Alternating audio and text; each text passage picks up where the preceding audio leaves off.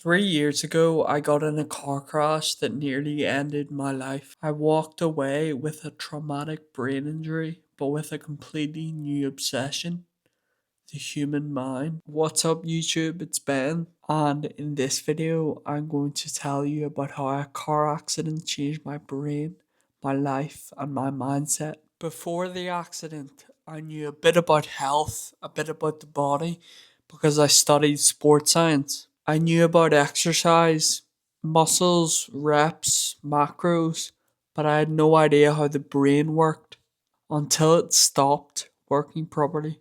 In the weeks after the accident, I struggled with my memory, focus, and even my emotions. I felt like a stranger inside my own body.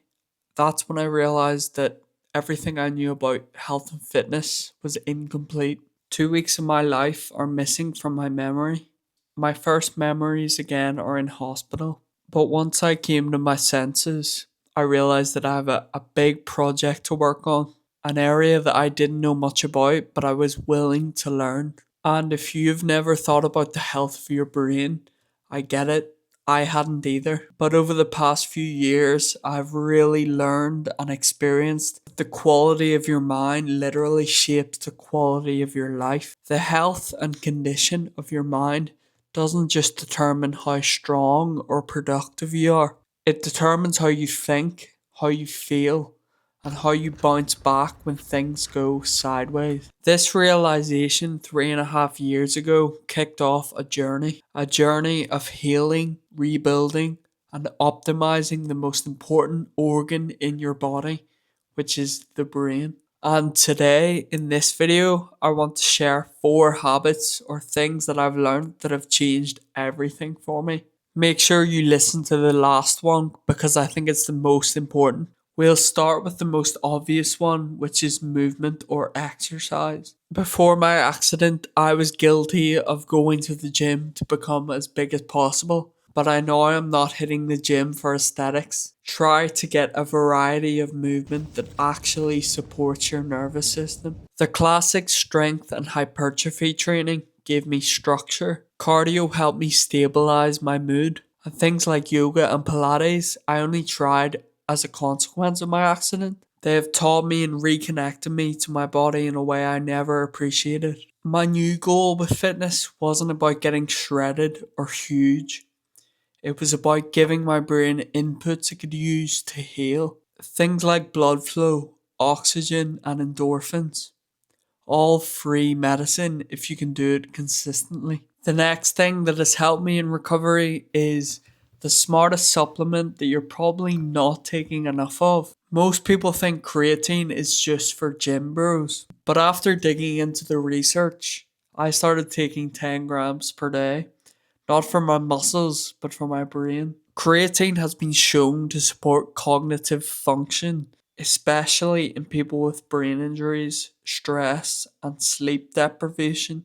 It's cheap, effective, and one of the only supplements that actually has real science behind it when it comes to brain performance. The next habit that I've adopted in recovery has been reading. Before the accident, I didn't read ever. But when you go through something traumatic, you either numb it or you face it, and books became my therapist. Self development, neuroscience, mindset, philosophy. I filled my brain with positive, practical thoughts and started to reprogram the way I saw life. When you read, you start to think differently.